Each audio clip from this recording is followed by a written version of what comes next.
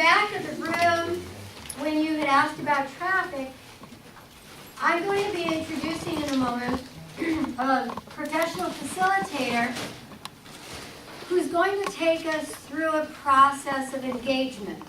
The first part of it, and those of you who were at last week's meeting, who have been reading the information in the newspaper, because that's another source of information, or based on what you heard tonight, can freely state what you've heard. No opinion, just what you've heard factually. Because the next part is where we give the opinion of how you feel about it. Terri Larson is going to walk us through. This is the first time we've done this at RR, and I'm kind of excited to see how it works. She's going to help us, hopefully, this meeting and several other meetings to learn how to do what the city's asked us to do, which is seize our destiny. Develop the neighborhood of our dreams. Find the assets within our community. Can anyone give me one quick example of an asset in our community? The residents. You got it, Joanne! Woo! You know what, Joanne? You get the prize. That was just too good. Okay, we are the assets. We are the assets. That's right, and each one of us has a gift and a talent, but we don't know what they are. Terri doesn't know, I don't know, and some of you know, you all know what your own talents are. Tonight we won't be discovering those, but we will with further workshops. Tonight we're going to vet this R&C in a way that Terri's going to teach us a very effective way of problem solving, right, Terri? I hope so. So I'm going to introduce Terri Larson. She's going to take the meeting over. And Terri, I would like you to let everybody know your background, a little information, and how it is you came to be here with us this evening. Okay. Okay? Great. Terri gets till the end of the meeting. Which is what time? We like to finish at 8:30, but if you're on a roll, as long as we walk out that door by 9, but I want to save time to where we can ask people what they'd like RR to do. Councilman Bash, my thought is you probably have something you'd like to contribute, and that would be at the what you know part at the beginning, when we all say, here's what we know factually. You can tell us what you know as far as the impact in your own city.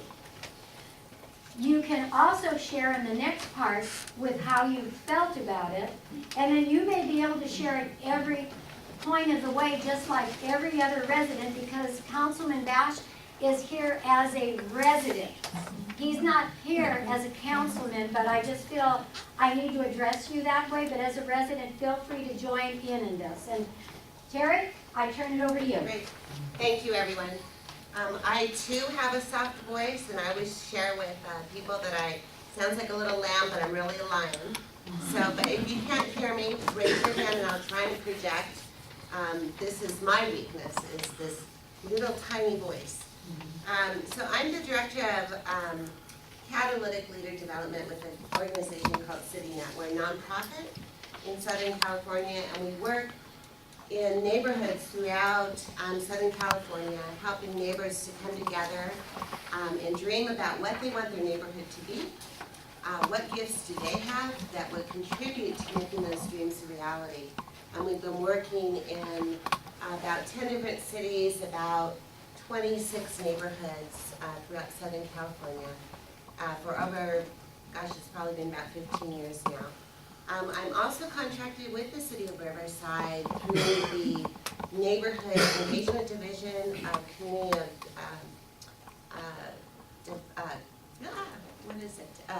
Riverside's Community Economic and Development.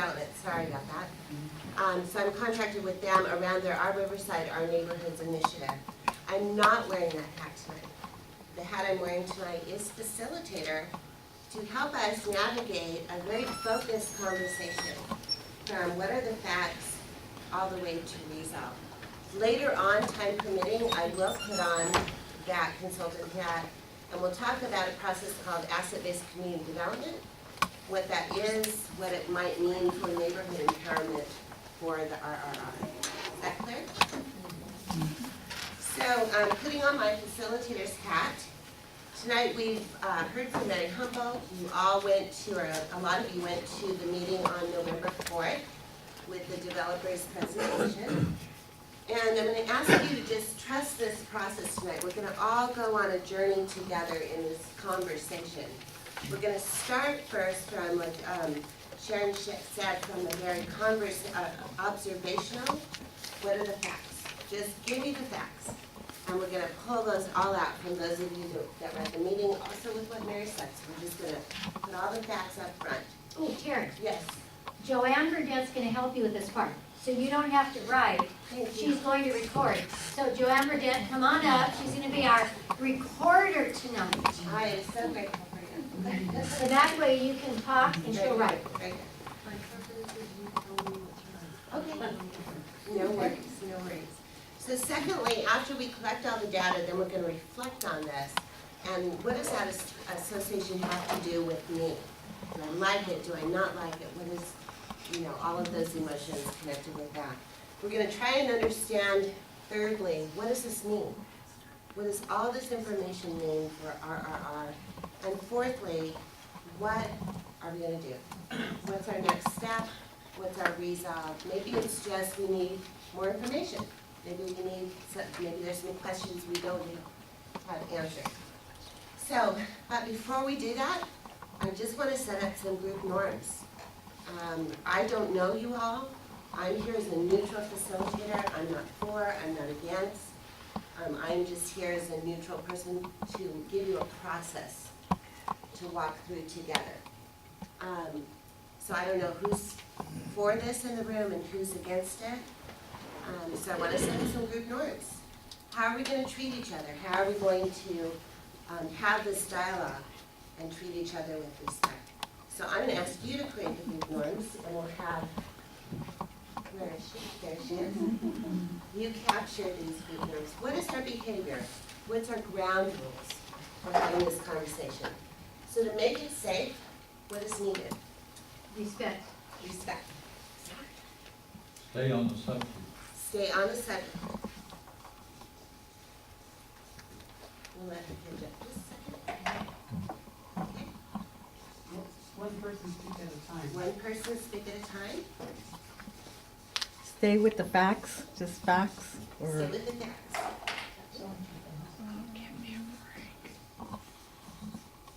Give her a little bit. Are we limiting the time people can speak? Would you like to? Yes. yeah.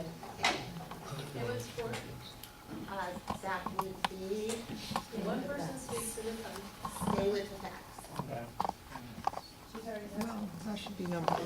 Stay on No, subject it's a slash. little different. Go ahead. Go ahead. We wanted to keep it a specific time. Is there an amount that you want to drop? Way too long. Way too So long? what you're doing tonight, I think too long. 1 minute. 1 minute or less. 1 minute or less, okay. There you go. Spitting out. I know for me, value every voice is like, it's actually my core value. That every voice gets heard and respected. Stick with the truth. I will be asking you the questions and you will be responding. Anything else that's important? Truth. What was that? Truth. Truth. Be truthful. You got the experience. Do slash truth. Anything else? All right, my last question, how are we going to hold ourselves accountable to what we've written up here? Self-moderate. Self-moderate? Is there a nice gesture we could do that says somebody's off track? Need a bouncer. Just raise a hand and Ring the bell. speak up. Okay. Are we good to go forward? Yes. Thank you so much. Raise hand and you call on them, or? I think think probably raise your hand but like this, if we're off track. Because this might just mean you have something to add to the conversation. Are we good? Are we ready?